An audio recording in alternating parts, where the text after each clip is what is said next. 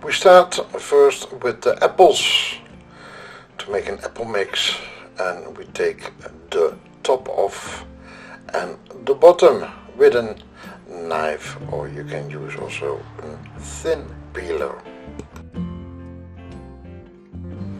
As you see, I did not peel the apple, but first we're gonna slice in the length thin slices, and then we turn it around, put the flat size on the cutting board, and that is also where we cut thin pieces. Then julienne, and then little cubes we're gonna cut. The tops with the skin I do at last, because they could be slippery once in a while, so don't use more than 2 layers to cut. As you know, I bought a mandolina slicer. You can use also that, and that's now what I'm just demonstrating. Goes quicker and easier, but be careful. When all the apple is cut, we're going to season it with sugar, some lemon juice and some cinnamon. And we do that maybe 2 hours before we're going to bake the apple cake, so that all the seasoning can go into the apple, and the juice of the apple we throw away. The last seasoning is the lemon juice. The lemon juice keeps the apple nice white, and it will also boost up the other seasonings. And don't forget a little bit vanilla sugar or vanilla. Well, the apple is in the fridge. We're gonna look at the tins, 2 cake tins, and I'm gonna put grease paper in it. It is easier for baking and also easier to get the cakes out. In the past we didn't have it, and it was always a wrestling to get the cake out. And the tins stay nice clean. Just measure it up. First use the inside layer, and what is left over I'm gonna use for the sides.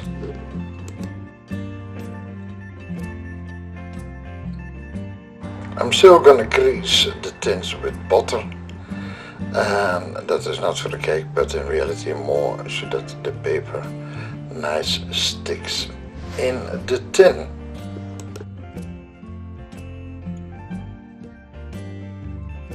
So now the butter is in, I can start with the sides, and the sides, as I told you, I cut them from the leftover, and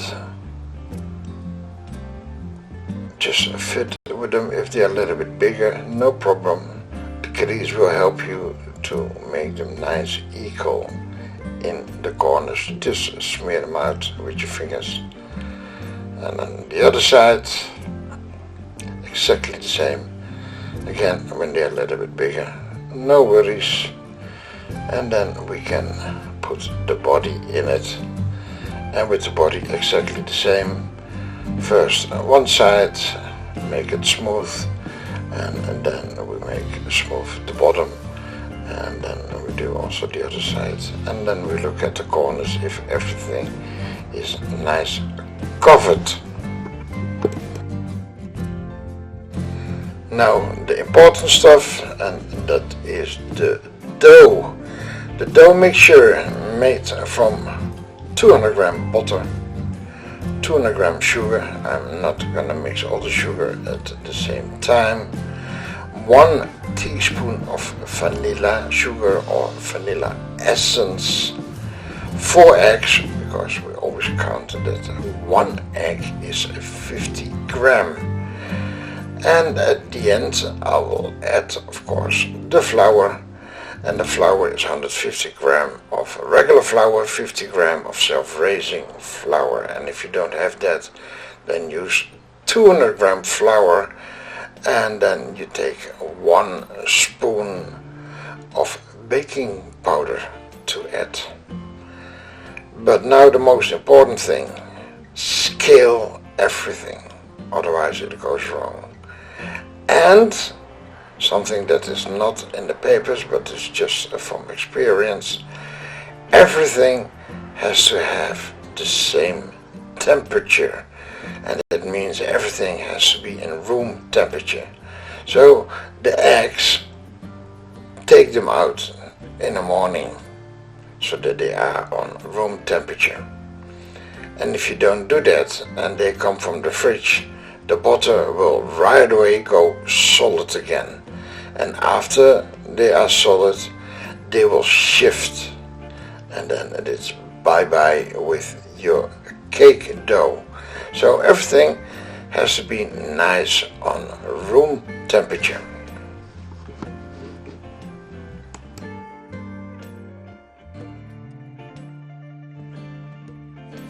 So don't forget to sieve the flour, otherwise we get lumps in our dough. Yeah, I waited a little bit because my prime dough was a little bit stiff, and that's the temperature difference here. In Yorkshire we have again a little bit pre-winter, everything is cold and it's very cold in the kitchen. So I had to heat up my ground dough, and I did it just by 10 seconds in the microwave so that it has a nice smooth mixture so that I can mix the flour. And again, weigh the flour, 200 gram, everything 200 gram, and add the flour step by step. And don't forget to use a spatula and not a whisk, otherwise it becomes a little bit too elastic. And clean also the sides. This is a very important step. You see, with the spatula I fold in reality the flour slowly into the dough. And after everything is nice mixed, I strained the apples, and then we're gonna add the apple mixture, and I used 3 apples.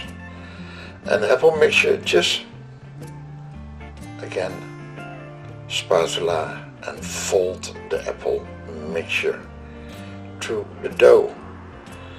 And when everything is nice smooth, we just can fill up our baking tins, and then it's only the baking on the temperature of 165 degrees Celsius in the oven, and between the 50 minutes and 1 hour it's needed. It's just how big it is. I made now 2 little ones.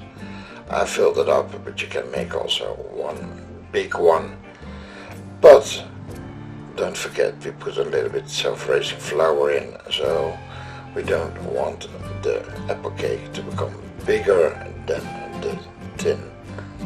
1 hour on 165 degrees.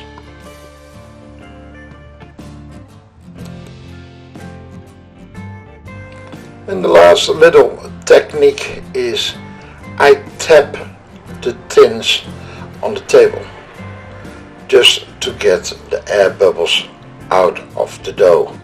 Otherwise you get Swiss apple cakes. So after 1 hour, yeah, I had to make new pictures in the morning because it was a little bit late and dark yesterday evening to make pictures. Thank you for watching, and until the next time.